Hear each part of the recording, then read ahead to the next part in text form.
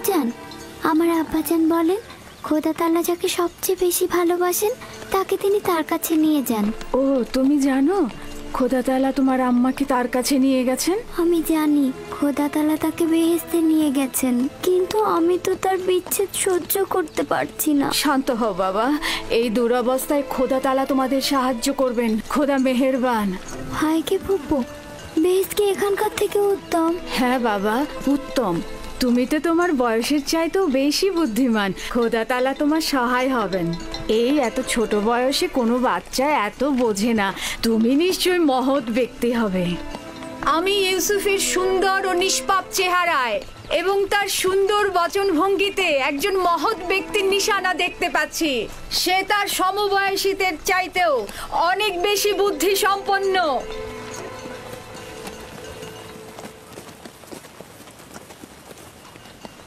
চুপ করো বোন, চুপ করো। ইউসুফ তার অন্যান্য ভাইদের মতোই, কোনো পার্থক্য নেই। ইউসুফের চেহারা এবং বুদ্ধিমত্তা দেখে আমি মুগ্ধ। আমি ইউসুফকে আমার কাছে রেখে লালন পালন করতে চাই।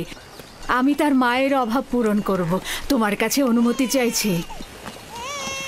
আমি আমার বোনের কাছে শপথ করেছি যে তাকে তার মায়ের অভাব বুঝতে দেব না। তাকে আমার সন্তানদের মতোই লালন পালন করব। কিন্তু তুমি তোমার এত সন্তানদের মধ্যে তা কি পারবে? তার কোনো সম্ভাবনা নেই। আমি তাকে এক মুহূর্তের জন্য চোখের আড়াল করতে পারবো না।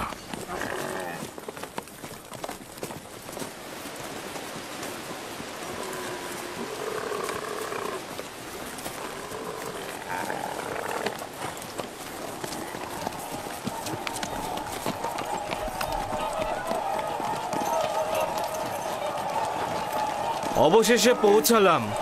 এটাই সেই শহর যেখানে আমার জীবনের শেষ দিন পর্যন্ত থাকতে হবে।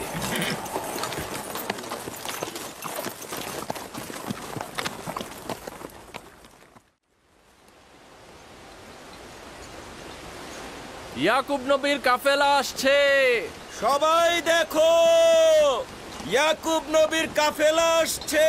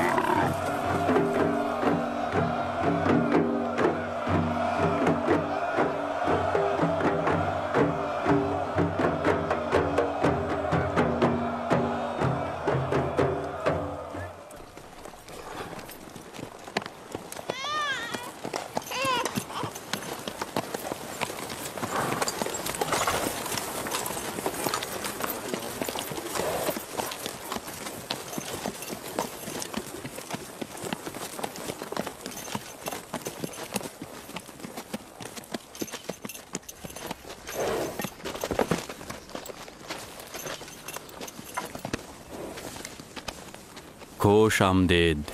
খোদার নবীর আগমন সাদরে গ্রহণ করছি এবং আপনার শোকের সমবেদনা জ্ঞাপন করছি।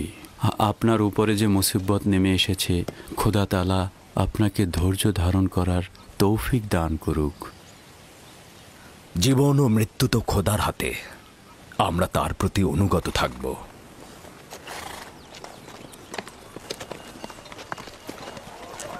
খোশ আমদেদ। খোদা আপনাদের সহায় হোক। খোশ আমদেদ, খোশ আমদেদ, খোশ আমদেদ।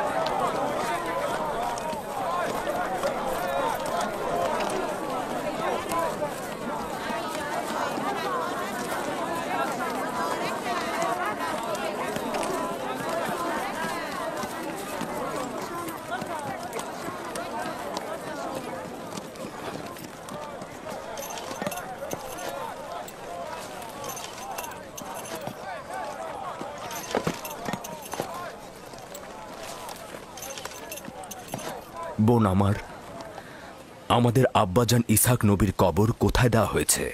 তুমি সে জায়গাটা চেনো।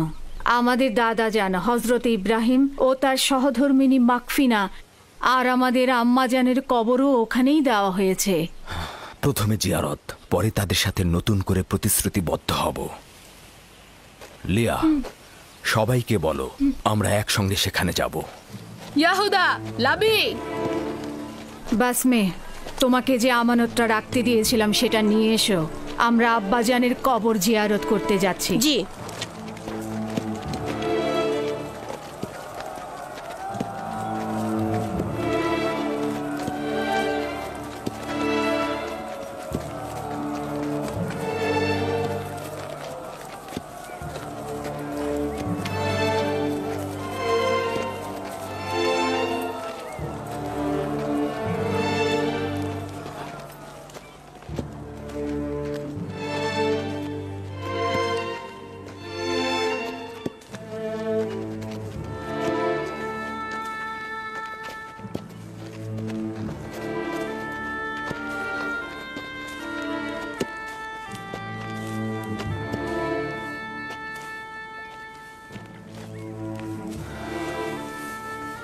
ইব্রাহিম পয়গম্বর, আপনার উপর দরুদ বর্ষিত হোক।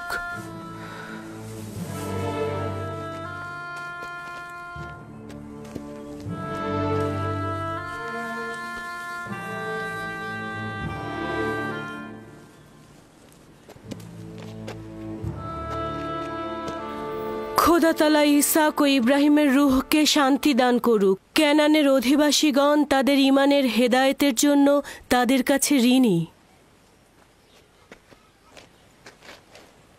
মৃত্যুর সময় আব্বা খুব করে চাইছিল তোমাকে একবার দেখবে।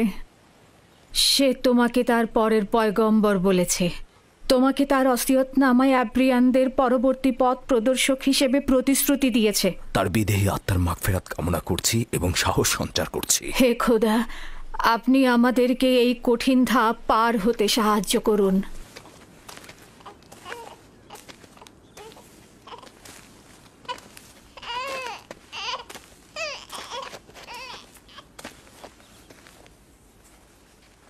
এই পোশাকটির মালিক আমাদের শ্রদ্ধেয় দাদাজান হজরত ইব্রাহিম উত্তরাধিকার সূত্রে আব্বাজান ইসহাকের কাছে এসেছিল। এখন তুমি হচ্ছ এর উত্তরাধিকারী। যেহেতু আমি আমার পিতার প্রথম সন্তান ছিলাম, তাই তোমার অনুপস্থিতিতে আমি একে সংরক্ষণ করেছি। এখন আমাকে দেওয়া আমানত তোমার কাছে সমর্পণ করলাম। আমার আব্বাজানের ওসিয়তের ভিত্তিতে তোমার পরে পরবর্তী আম্বিয়ার কাছে পোশাকটি পৌঁছাবে। সম্ভবত এটিকে রেসালাতের জুব্বা বলা যেতে পারে।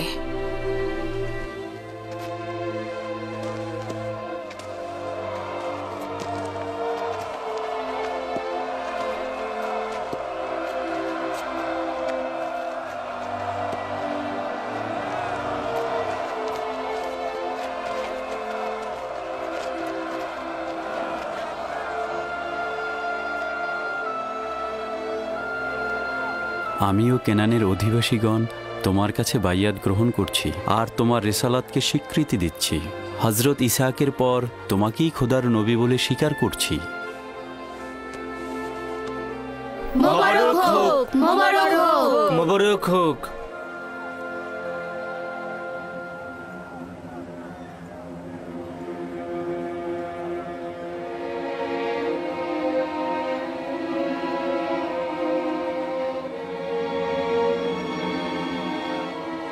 তুমিও কি এটাই ভাবছো যে আব্বাজানের পর এই জামা কার কাছে যাবে?